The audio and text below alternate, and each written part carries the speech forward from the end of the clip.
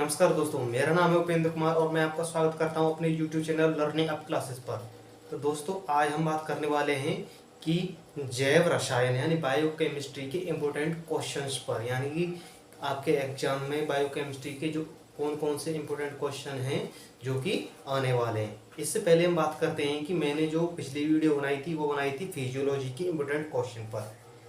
मैंने आपको उसमें 10 क्वेश्चन कराए थे। मैंने आपको कहा था कि उनमें से कम 5 से 7 प्रश्न आपको देखने को मिल जाएंगे। आपको 10 प्रश्नों में से केवल 5 ही करने थे, लेकिन जो पेपर आया था उसमें जैसे मैंने बताया था वो केवल वैसा ही आया था। मैंने कहा था कि आपका जो पहला पहला क्वेश्चन जो मैंने आपको लिखाया था वो बताया था, वो ये था कि फिजियोलॉजी क्या है और इसके महत्व के बारे में लिखिए। तो क्वेश्चन पेपर का पहला क्वेश्चन ही यही आया था जो मैंने दिखाया था। और मैंने जो दूसरा क्वेश्चन बताया था कि विसरण और परासरण में क्या अंतर है और इसका पौधों में क्या महत्व है और इसको कौन कौन से कारक प्रभावित करते हैं, आपका दूसरा क्वेश्चन भी वही देखने को मिला। मैंने एक सिम्टम्स वाला यानी पौधों की जो न्यूट्रिएंट्स होते हैं, पोषक तत्व होते हैं, वो क्वेश्चन बताए थे। उसमें मैंने आपको 8 बताए थे कि आपको ये 8 जैसे नाइट्रोजन है, एनपीके वगैरह, सल्फर, मैग्नीशियम बताए थे कि आप इनको क्लियर कर लीजिए। वो भी क्वेश्चन आया था। ग्लूटेशन मैंने पढ़ाया था, ग्लूटेशन भी आया था। माइटोकॉन्ड्रिया की कहा था, वो भी आई थी। लवक बताया था मैंने, लवक भी। यानी कि आपका पूरा क्वेश्चन पेपर जो मैंने बताया था वही आया था। इसीलिए मैं आज फिर से आया हूँ आपको बायोकेमिस्ट्री की इम्पोर्टेंट क्वेश्चन बताने के लिए। तो दोस्तों, वीडियो को शुरू करने से पहले यदि आपने हमारा चैनल सब्सक्राइब नहीं किया है तो हमारे चैनल को सब्सक्राइब कर लीजिए, ताकि अगली वीडियो की नोटिफिकेशन आपको जल्द से जल्द प्राप्त हो सके, तथा वीडियो को शेयर और लाइक भी कर दीजिए। तो चलो दोस्तों, वीडियो को शुरू करते हैं। तो इसके सबसे पहले एक क्वेश्चन की बात की जाए कि यहाँ से कौन सा क्वेश्चन बनेगा। तो दोस्तों, हमारी जो सब्जेक्ट है उसका नाम है बायोकेमिस्ट्री यानी कि जैव रसायन।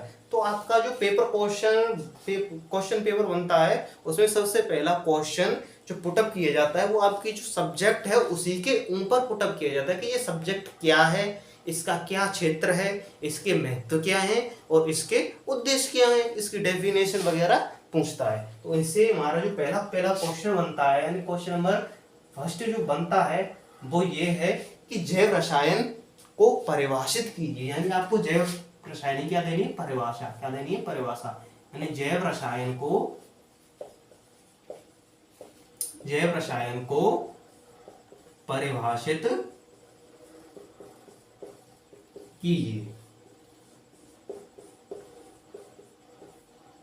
यानी ये तो हो गई इसकी परिभाषा की बात है ना, डेफिनेशन की बात है, जैव रसायन क्या होता है। लेकिन हम पढ़ रहे हैं यहाँ पर एग्रीकल्चर या वो कुछ भी है उसमें, तो आपको ये जैव रसायन होगी, लेकिन इसका क्या महत्व है, यानी इसके उद्देश्य क्या है, इसका क्षेत्र क्या है, उसके बारे में हमको जानकारी होनी चाहिए। तो इसमें आगे जो क्वेश्चन आपसे इसी में पूछेगा कि जैव रसायन को परिभाषित कीजिए। इसके बाद पूछेगा इसके महत्व क्या, इसके महत्व यानी इंपोर्टेंस, महत्व व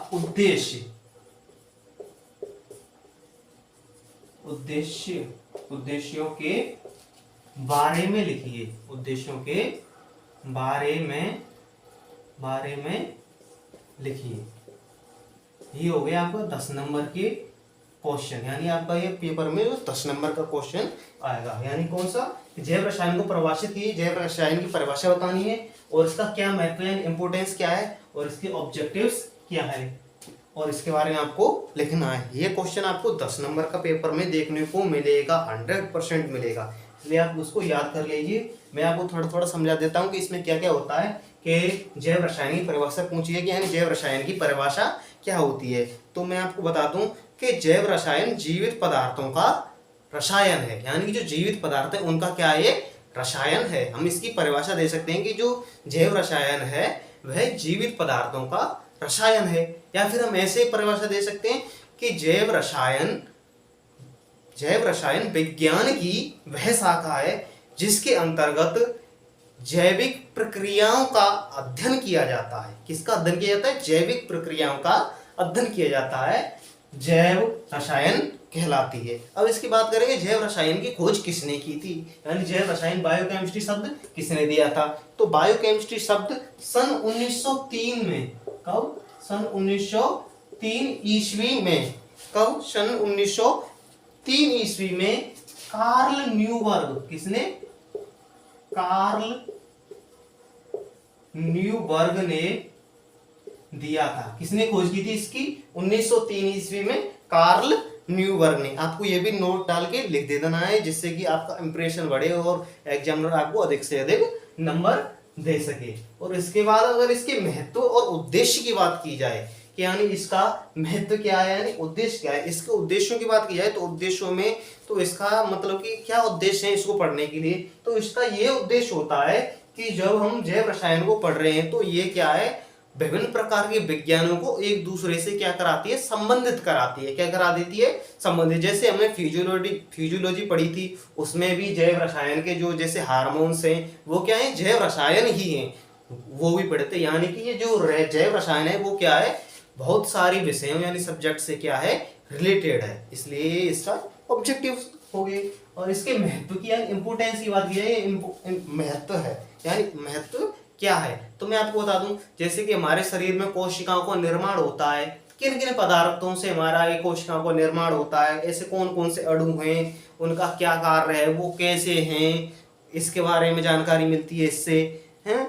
और जो हमारे जो रोग लग जाते हैं को उनके निदान भी किया जा सकता है। और इससे आगे बात करें, जो हमारे रोग होते हैं जैसे वंशानुगत रोग होते हैं, एड्स, हीमोग्लोबिन वगैरह, उनके भी हमको मतलब कि उनका भी निदान किया जा सकता है। इससे और आगे इसके इम्पोर्टेंस की बात की जाए तो इसको इम्पोर्टेंस दे सकते हैं, इसके जो एंजाइम है उनके बारे में जानकारी मिलती है, प्रोटीन्स के बारे में जानकारी मिलती है, कार्बोहाइड्रेट के बारे में जानकारी मिलती है इत्यादि। आप इसके बहुत सारे इम्पोर्टेंस होते हैं, आप उनको भी लिख सकते हैं।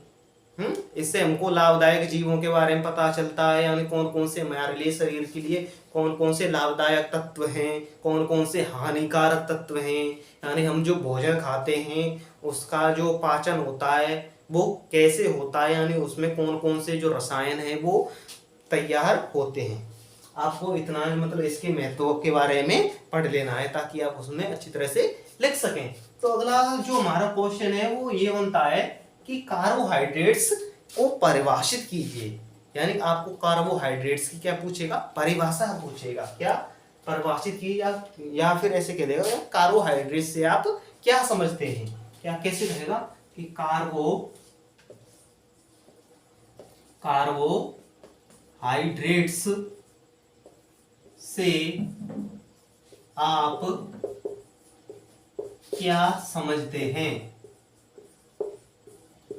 यानी क्या समझते हैं ये, यानी कि जो कार्बोहाइड्रेट्स हैं वो क्या है, यानी आपको इसमें क्या है उन्हें क्या लिखनी है, आपको परिभाषा यानी डेफिनेशन, यानी कार्बोहाइड्रेट्स को आपको डिफाइन करना है कि कार्बोहाइड्रेट्स क्या होते हैं। इसके साथ में आपको क्या पूछेगा, इसका वर्गीकरण कीजिए, क्या इसका वर्गीकरण कीजिए,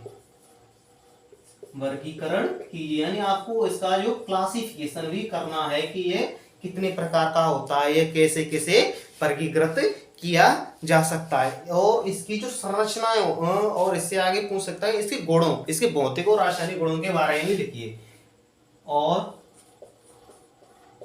इसके भौतिक यानी फिजिकल व रासायनिक यानी केमिकल गुण, यानी जो प्रॉपर्टीज हैं गुणों के बारे में लिखिए। ये हो गया आपका 10 नंबर का क्वेश्चन। आप इन क्वेश्चनों को क्लियर कर लीजिए बिल्कुल बिना कोई सोचे, क्योंकि ये आपके जो क्वेश्चन पेपर है वो इसी में से आने वाला है। तो क्या है, कार्बोहाइड्रेट्स से आप क्या समझते हैं, यानी कार्बोहाइड्रेट्स की क्या बतानी है आपको, परिभाषा देनी है, यानी कार्बोहाइड्रेट्स क्या होते हैं। मैं आपको बता देता हूँ कार्बोहाइड्रेट्स क्या होते हैं। कार्बोहाइड्रेट्स वे पदार्थ हैं जिनसे हमारे शरीर को ऊर्जा प्राप्त होती है। क्या प्राप्त होती है, ऊर्जा। या फिर हम इसकी परिभाषा अगर बायोकेमिस्ट्री के तौर पर देना चाहें तो ऐसे दे सकते हैं कि वे जटिल कार्बनिक पदार्थ या वे कार्बनिक पदार्थ जो जल अपघटन पर यानी हाइड्रोलाइसिस पर, यानी वे कार्बनिक पदार्थ जो जल अपघटन पर क्या करते हैं, क्या उत्पन्न करते हैं, एल्डिहाइड, एल्डिहाइड और पॉलीकीटोन उत्पन्न करते हैं, यानी कि जो उनका जो जल अपघटन होता है वो क्या उत्पन्न करेंगे, या तो पॉली एल्डिहाइड या पॉलीकीटोन्स उत्पन्न करते हैं। वो क्या कहलाते हैं, वो कार्बोहाइड्रेट्स कहलाते हैं। क्लियर है। इससे आगे बात ये इसका वर्गीकरण, यानी कि कार्बोहाइड्रेट्स कितने प्रकार के होते हैं। तो मैं आपको इसको डिटेल से समझा देता हूं कि कार्बोहाइड्रेट्स कितने प्रकार के होते हैं, क्या क्या प्रक्रिया है, क्योंकि आप अच्छी तरह से इसको क्लियर कर सकें और लिख सकें। जैसे कि इसकी क्लासिफिकेशन की बात की, यानी कार्बोहाइड्रेट्स दो प्रकार के होते हैं। एक तो होते हैं आपकी शुगर और एक होते हैं नॉन शुगर, यानी शर्करा और अशर्करा। क्या होती है, शर्करा, और एक होती है अशर्करा। ये तो होती है शुगर। शर्करा को आप जानते हैं, शुगर से यानी चीनी, और ये अशर्करा यानी जो चीनी नहीं है। इनकी बात की जाए, ये कैसे होते हैं, शर्करा यानी चीनी कैसे रंग की होती है दोस्तों, सफेद रंग की। इसके भौतिक गुण की बात की जाए तो कैसे हो गए, ये कैसे रंग की होती है, सफेद रंग की। और इसका स्वाद कैसा होता है, मीठा होता है। कैसा होता है, मीठा। और जल में कैसे होती है, विलय होती है। और इसके कणों का आकार कैसा होता है, यानी कि इसके जो कण होते हैं वो जल में घुलनशील होते हैं, यानी ये एक रवेदार कणों के रूप में पाई जाती है। जो चीनी होती है, आपको जो चीनी तो आपको देखी होगी, चीनी के क्या क्या गुण है, यानी जल में घुलनशील है, और क्या है, क्रिस्टल के रूप में है, ठोस पदार्थ है, सफेद रंग की होती है। और इसके अगर केमिकल में अगर बात की जाए तो ये अल्कोहल में यानी शराब में ये बहुत कम विलय है, और बेंजीन और ईथर में ये बिल्कुल विलय नहीं है, यानी उसमें ये घुलती नहीं है। इससे बात की जाए अशर्करा। अशर्करा के क्या है, यानी इनका स्वाद मीठा नहीं होता है, यानी इनका कोई भी स्वाद नहीं होता है। ये रवेदार यानी कणों के रूप में नहीं पाए जाते हैं, ये चूर्ण के रूप में, किसके रूप में, चूर्ण के रूप में पाए जाते हैं। ये जल में विलय नहीं होते हैं, अल्कोहल में कम विलय होते हैं, और बेंजीन और ईथर में बिल्कुल विलय नहीं होते हैं। इसको मतलब आप इसको आसानी से लिख सकते हैं। इससे आगे बात की जाए कि शुगर यानी शर्करा को कितने भागों में बांटा गया है, यानी शुगर को, तो शुगर को दोस्तों दो भागों में बांटा गया है। कितने भागों में, दो भागों में। एक तो होता है आपका मोनोसैकेराइड, क्या, मोनोसैकेराइड्स, और एक होता है ओलिगोसैकेराइड, क्या, ओलिगोसैकेराइड्स।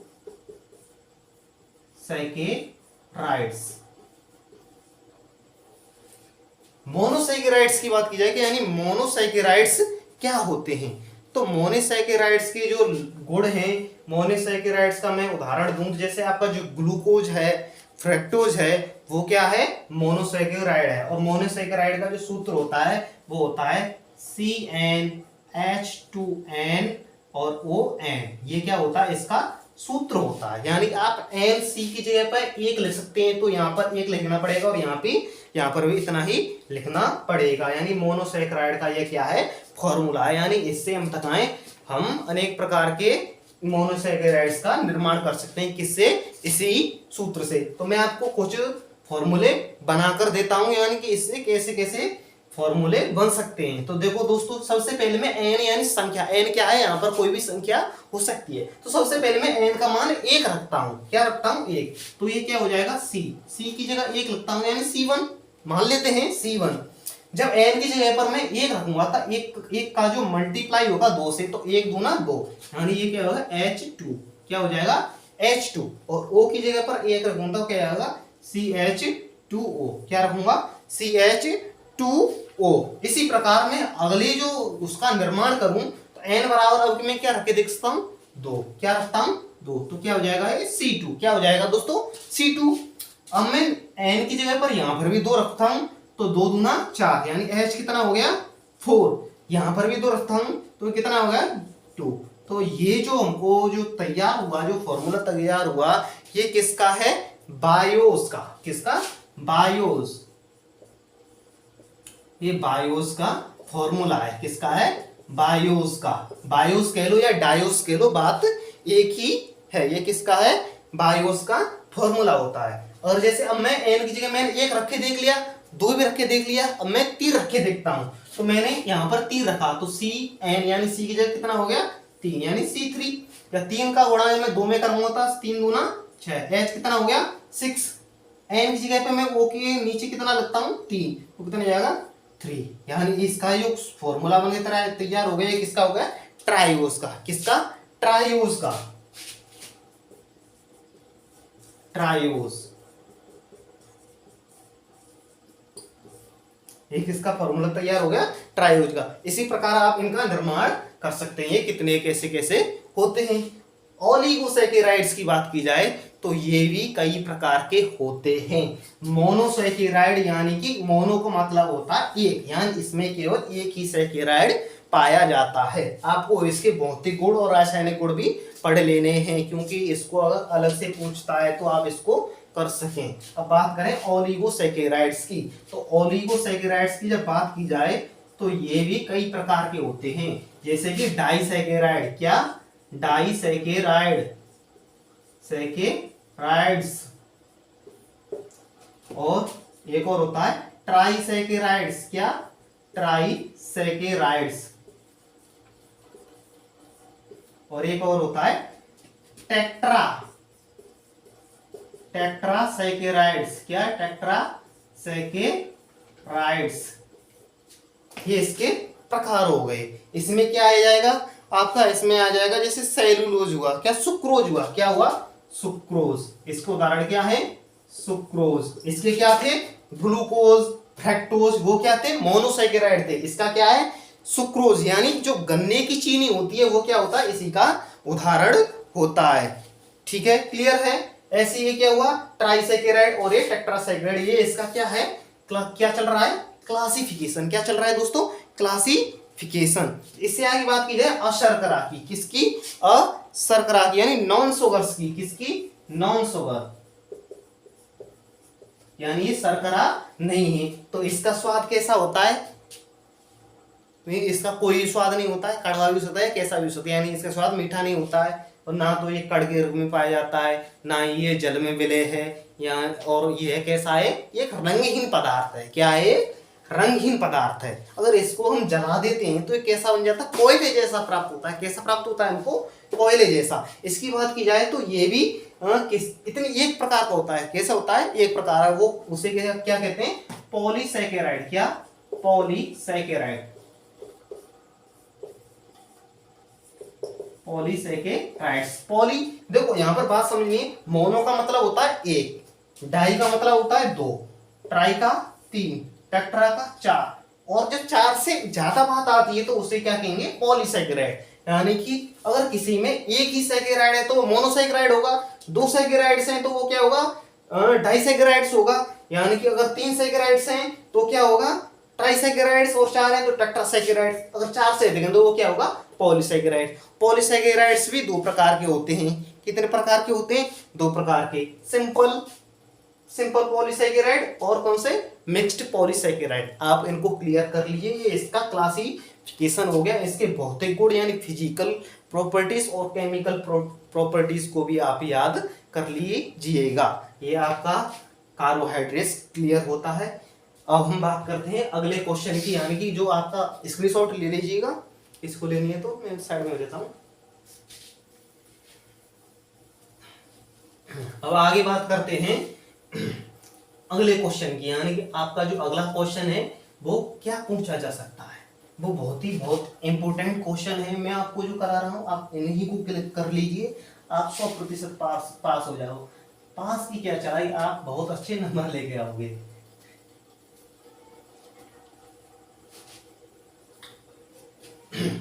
अगला क्वेश्चन है प्रोटीन्स क्या है। क्या, प्रोटीन्स, क्वेश्चन नंबर 3, यानी प्रोटीन्स क्या है। प्रोटीन्स क्या है, यानी प्रोटीन्स की आपको परिभाषा देनी है। क्या देनी है, परिभाषा। यानी प्रोटीन्स क्या है, इनके भौतिक और रासायनिक गुण लिखने हैं। क्या लिखने हैं, भौतिक, इनके भौतिक व रासायनिक गुणों को लिखिए, गुणों को लिखिए। प्रोटीन्स क्या हैं, इनके भौतिक और रासायनिक गुण, फिजिकल और केमिकल प्रॉपर्टीज क्या क्या हैं, इससे आगे वो पूछ सकता है इससे आगे वो पूछ सकता है कि क्या क्या क्या होगा, भौतिक और रासायनिक गुणों के बारे में लिखना है और इनका वर्गीकरण करके इनकी संरचनाओं के बारे में भी बताना है। क्या बताना है? इनकी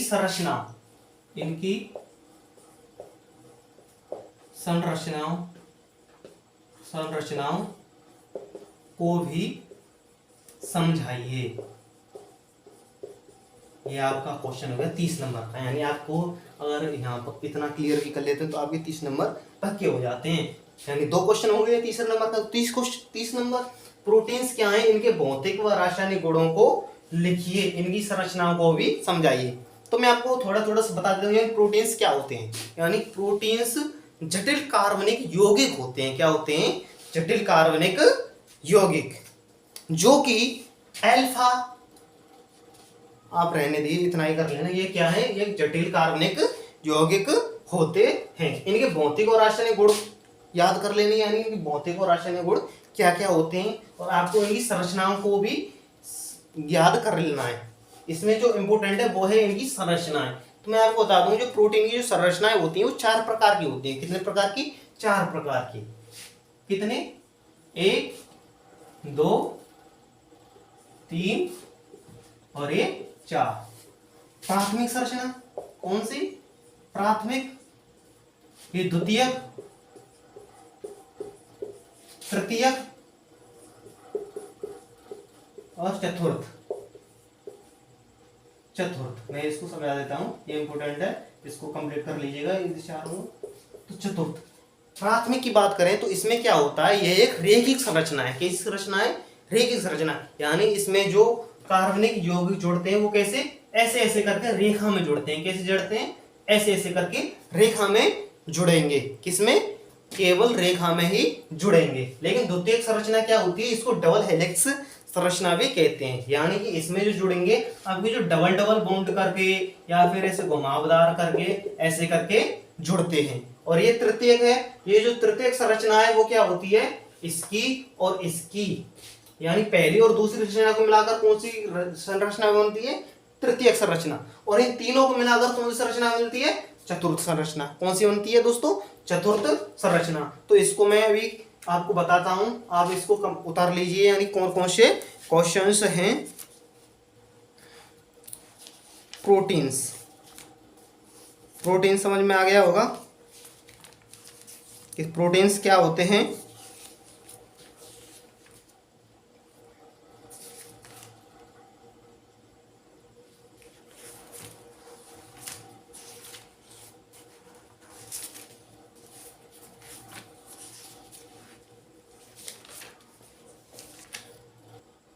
यानी ये हो गई इसकी प्राथमिक, द्वितीय और तृतीय और चतुर्थ संरचना की। यानी ये कैसी है? रेखिक संरचना।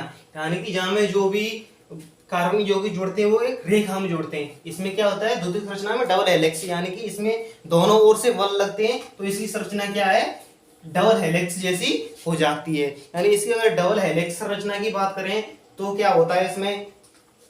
जैसे कि RCH करके ऐसे बॉन्ड बनते जाते हैं। जैसे यहाँ पर क्या होता है? NH। क्या होता है? NH। यहाँ पर होगा R, यहाँ पर C और यहाँ पर H और यहाँ पर CO। क्या करके? यहाँ पर बनेगा C और यहाँ पर डबल O।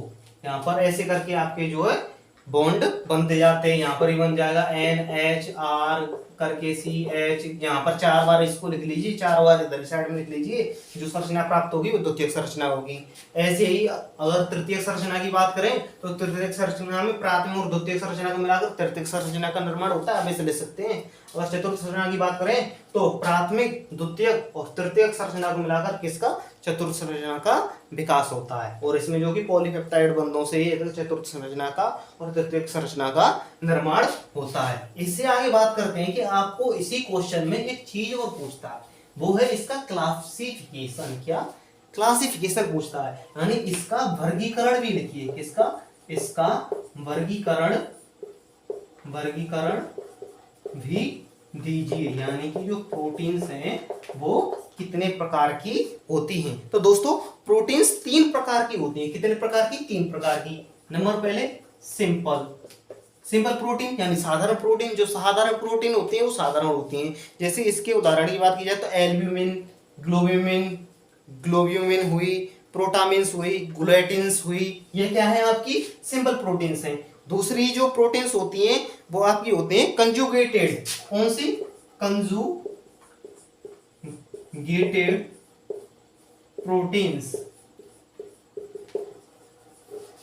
यानी कंजुगेटेड प्रोटीन्स। यानी कंजुगेटेड प्रोटीन्स में क्या होता है, जैसे कि कंजुगेटेड का मतलब होता है संयुग्मी, यानी एक दूसरे क्या होती हैं संयुग्म में प्रतिक्रिया भी कर सकती हैं। जैसे कि आपकी जो क्रोमोप्रोटीन्स हुई, क्रोमोप्रोटीन्स, न्यूक्लियोप्रोटीन्स, हार्मोप्रोटीन्स, फास्फोप्रोटीन्स, ये क्या है आपके सारी की सारी क्या है कंजुगेटेड प्रोटीन्स होती हैं। और एक होती है डेराइव्ड प्रोटीन्स, क्या तीसरे नंबर पर आती है डेराइव्ड प्रोटीन्स। आपको इनका केवल वर्गीकरण करना है, एक पेज पर लिखना है। उन पर प्रोटीन्स ये तीन प्रकार की होती हैं, ऐसे करके और ऐसे करके। यहाँ पर डेराइव्ड प्रोटीन, सिंपल प्रोटीन्स के नाम लिख देने, यहाँ पर कंजुगेटेड प्रोटीन है वो उसके नाम लिख देते हैं, लिख देना है, और डेराइव्ड प्रोटीन्स के नाम लिख देना है। आपको बस इसकी क्लासिफिकेशन में इतना ही करना है, और इसके भौतिक और रासायनिक गुणों के बारे में पूछे तो आपको वो भी लिख देने हैं। तो इससे आगे बात करते हैं कि जो आपका जो अगला क्वेश्चन है वो इस पर आने वाला है। तो जो आपका जो अगला क्वेश्चन है वो विटामिन्स, क्या है विटामिन्स। क्वेश्चन नंबर 4 है विटामिन्स, क्या विटामिन्स, यानी विटामिन्स को परिभाषित कीजिए, विटामिन्स को परिभाषित कीजिए। यानी इसकी क्या है आपको विटामिन की परिभाषा लिखनी है, यानी विटामिन्स क्या होती हैं, इनका वर्गीकरण करती हुए इनके कार्य और कमी के लक्षण भी लिखिए। इनका वर्गीकरण यानी क्लासिफिकेशन करते हुए, इनका वर्गीकरण करते हुए इनके कार्यों कमी के लक्षणों व स्रोतों का वर्णन कीजिए, स्रोतों का वर्णन कीजिए। आपको सबसे पहले बता देना है कि विटामिन्स को परिभाषित किया, यानी विटामिन्स क्या होती हैं कि ये कार्बनिक पदार्थ होते हैं जो कि हमारे शरीर को ऊर्जा प्रदान करते हैं तथा हमारे जो शरीर में जो क्रियाएं होती हैं, जनन क्रियाएं हैं, हमारे शरीर की वृद्धि है, उनको भी नियंत्रित करते हैं। वो क्या होती है हमारी विटामिन्स होती हैं।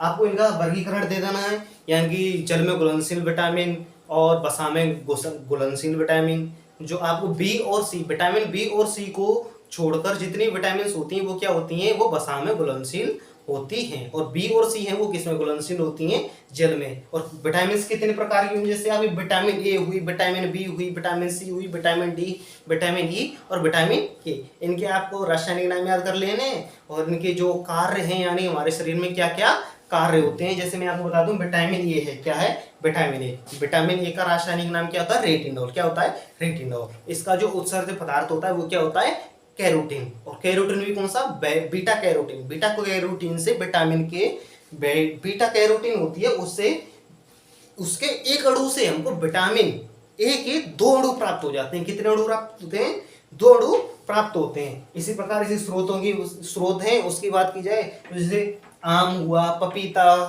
पालक, सेम, ये क्या है विटामिन ए के स्रोत होते हैं। इसके कमी की लक्षणों की बात की जाए तो आंखों से कम दिखलाई देना, नाइट ब्लाइंडनेस वगैरह वगैरह जो भी है आपको वो याद कर लेने हैं। इसी प्रकार से विटामिन बी की कमी से कौन सा रोग होता है, बेरीबेरी। विटामिन ए की कमी से कौन सा रोग होता है, रतौंधी। विटामिन सी की कमी से कौन सा रोग होता है, स्कर्वी। क्या होता है, स्कर्वी। अगर विटामिन बी के रासायनिक नाम की बात की जाए तो इसका जो रासायनिक नाम होता है वो किधर, राइबोफ्लोविन। विटामिन सी के की बात की जाए तो इसका रासायनिक नाम क्या होता है, एस्कॉर्बिक एसिड। विटामिन डी की कमी से कौन सा रोग होता है, रिकेट्स। क्या होता है, रिकेट्स। इसके रासायनिक नाम की बात की जाए तो इसका रासायनिक नाम होता है वो क्या होता है, कैल्सीफेरॉल।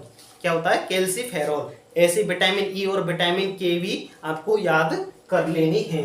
तो यह हो गया इनका वर्गीकरण और इसकी परिभाषा और कार्य और कमी और इनके सब कुछ लक्षण वगैरह आपको ये हो गए। चलो आगे बात करते हैं। ये दोनों टॉपिक हैं ये बहुत ही इंपॉर्टेंट हैं, यानी जो अभी तक 4 क्वेश्चन आए वो बहुत इंपॉर्टेंट हैं। अब इनको बिल्कुल ही क्लियर कर लीजिएगा। तो अगले क्वेश्चन की बात करते हैं, यानी क्वेश्चन नंबर 5। कितने की? क्वेश्चन नंबर 5, यानी क्वेश्चन नंबर 5 है जो आपका जो क्या आने वाला है। तो एंजाइम से आप क्या समझते हैं? आपका जो क्वेश्चन नंबर 5 है वो है एंजाइम से आप क्या समझते हैं? आप क्या समझते हैं?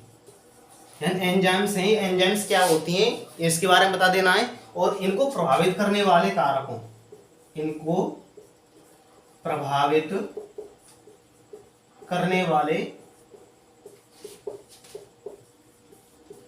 कारकों को लिखिए, कारकों को लिखिए। यानी इसके जो फैक्टर्स हैं वो कौन कौन से फैक्टर्स हैं जो एंजाइम को प्रभावित करते हैं। ये तो हो गई, मतलब ये क्या क्या है। लेकिन इसमें एक चीज, एक मोस्ट इम्पोर्टेंट क्वेश्चन है जो यहाँ से वो पूछता है, वो क्या है कि इसका एक सिद्धांत होता है एंजाइम का। एंजाइम की जो क्रिया है उसको क्रिया करने का एक सिद्धांत होता है। एंजाइम्स दोस्तों एक हार्मोन्स की तरह कार्य करता है, जो कि हमारे शरीर में जो क्रियाएं होती हैं, यानी जितनी भी एक्टिविटीज होती हैं, फिजियोलॉजिकल एक्टिविटीज हैं, उनको क्या करता है, वो कम या तेज कर सकते हैं जो एंजाइम्स होते हैं। यानी एक तरह ये क्या होते हैं, हार्मोन्स होते हैं। इसका एक सिद्धांत होता है, वो है ताला और कुंजी सिद्धांत। क्या है? ताला कुंजी सिद्धांत। ताला कुंजी सिद्धांत, यानी एंजाइम की क्रिया का ताला कुंजी सिद्धांत भी लिखिए, यानी आपको ये भी याद कर लेना है। तो इसको मैं आपको समझा दूंगा, यानी ताला और कुंजी सिद्धांत किसका? एंजाइम की क्रिया का क्या होता है। ये बहुत ही इंटरेस्टिंग टॉपिक है और आपको जल्दी ही याद हो जाएगा। तो मैं आपको अभी बताता हूँ कि इसमें क्या होता है। ताला और कुंजी, यानी इसमें एक ताला भी होता है और कुंजी भी होती है। वो कैसे कैसे क्रिया करते हैं मैं बताता हूँ। जैसे कि मान लेते हैं ऐसे करके, क्या है, ऐसे करके ये कोई हमारा ताला है। क्या है? ताला। तो इसमें हमको एक चाबी फिट करनी है। ये क्या हो गया हमारा, कोई मान लेते हैं कोई ताला है, इसमें इसकी जो की होगी, यानी जो चाबी होगी, वो कैसे आकार की होगी दोस्तों? वो ऐसे आकार की होगी। कैसे? ऐसे आकार की। कैसे आकार की? ऐसे आकार की। यानी कि ये क्या है, इसमें फिट आ जाएगी। यानी इस पार्ट को, इसके इस पार्ट को और इस पार्ट को जोड़ा जाए तो ये इसमें क्या बैठ जाएगा, फिक्स बैठ जाएगा। इसी प्रकार से एंजाइम की जो क्रिया होती है वो इसी प्रकार से होती है। इसके जो ये सिरे होते हैं, या ये क्या होते हैं, एक्टिव होते हैं। क्या होते हैं? एक्टिव। इसके जो ये वाले और ये वाले पार्ट होते हैं ये एक्टिव होते हैं। जैसे इनको जैसे जगह मिलती है तो ये आपस में चिपक जाते हैं। ये क्या होती है, एंजाइम की ताला कुंजी सिद्धांत होता है। आपको ये भी क्लियर कर लेना है। अगले क्वेश्चन की बात करते हैं, क्वेश्चन नंबर 6 की, कि इसमें आपसे क्या क्या पूछने वाला है। अगला क्वेश्चन नंबर है आपका 6। कौन सा है? 6। इसमें पूछेगा वसीय अम्ल। क्या? वसीय अम्ल, यानी फैटी एसिड्स। वसीय अम्ल को परिभाषित कीजिए। वसीय अम्ल को परिभाषित कीजिए, यानी फैटी एसिड्स की क्या देनी है आपको, परिभाषा देनी है। इसकी परिभाषा को लिखकर इनका वर्गीकरण और इनके सामान्य गुण भी लिखने हैं। क्या करना है? इनका वर्गीकरण, इनका वर्गीकरण व इनके सामान्य गुणों को भी लिखिए। यानी आपको बता देना है कि वसीय अम्ल क्या होते हैं, परिभाषा दे देनी है, उनका क्लासिफिकेशन कर देना है, और इनके जो सामान्य गुण हैं वो क्या क्या हैं वो भी आपको सब कुछ लिखना है। अगले क्वेश्चन की बात करते हैं, क्वेश्चन नंबर 6, 7वां। क्वेश्चन नंबर 7 में आपसे क्या पूछने वाला है। तो ये टॉपिक मैं आपको फिजियोलॉजी की जो क्लास ली थी उसमें मैं आपको बता चुका हूँ। तो ये जो आपका जो अगला क्वेश्चन है वो है हार्मोन्स। क्या है? हार्मोन्स, यानी पादप हार्मोन्स को परिभाषित कीजिए। ये कितने प्रकार के होते हैं तथा इनके कार्यों को भी लिखिए। यानी क्या है? पादप हार्मोन्स को परिभाषित कीजिए, परिभाषित कीजिए।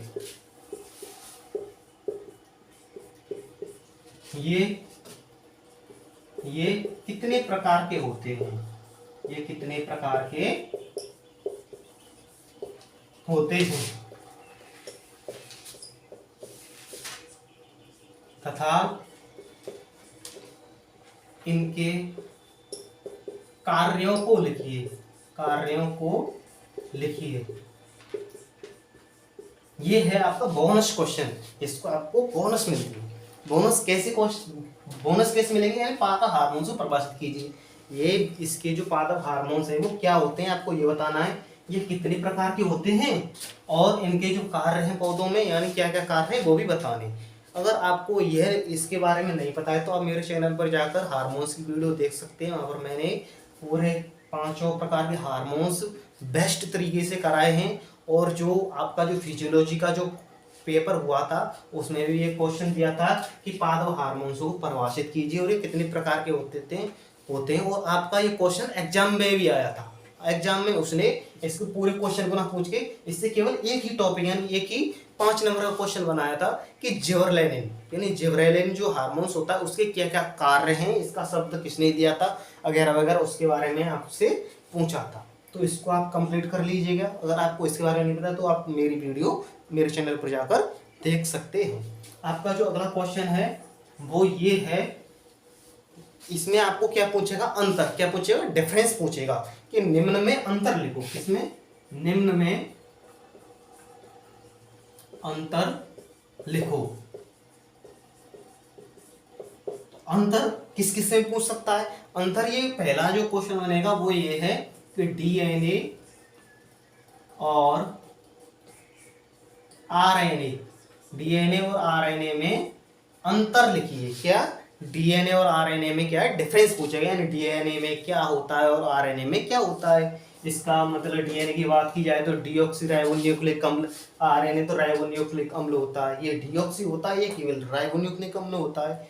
ये होता है डीऑक्सी राइबोन्यूक्लिक अम्ल और ये राइबोन्यूक्लिक अम्ल। और इसमें जो पीरियडिन, एडेनिन, थाइमिन वो है उसको भी देख लेना है, इसमें क्या क्या होती है, ग्वानिन है उसके बारे में देख लेना है, यानी इसमें क्या क्या अंतर होता है। आपका जो अगला जो क्वेश्चन बनेगा इसमें है कि वसा और तेल में क्या अंतर होता है। किसमें, वसा और तेल में, वसा व तेल में, यानी फैट, वसा यानी फैट, तेल यानी ऑयल, यानी फैट और ऑयल में क्या क्या डिफरेंस होते हैं इसके बारे में आपको पढ़ लेना है। तो ये आपको मैंने केवल 8 ही क्वेश्चन कराए हैं। 8 में से आपके पूरे क्वेश्चन आपको पेपर में देखने को मिलेंगे। आप इन सारे के सारे क्वेश्चनों को कंप्लीट कर लीजिए, आप 100% ही पास हो जाएगा तथा अच्छे नंबरों से पास होंगे। अगर आपको हमारी वीडियो अच्छी लगी हो तो हमारे चैनल को सब्सक्राइब जरूर करें और साथ ही साथ इस वीडियो को शेयर करें ताकि, और अपने दोस्तों के पास इस वीडियो को शेयर कर दीजिए ताकि आपके साथ उनका भी कुछ अच्छा हो सके। धन्यवाद।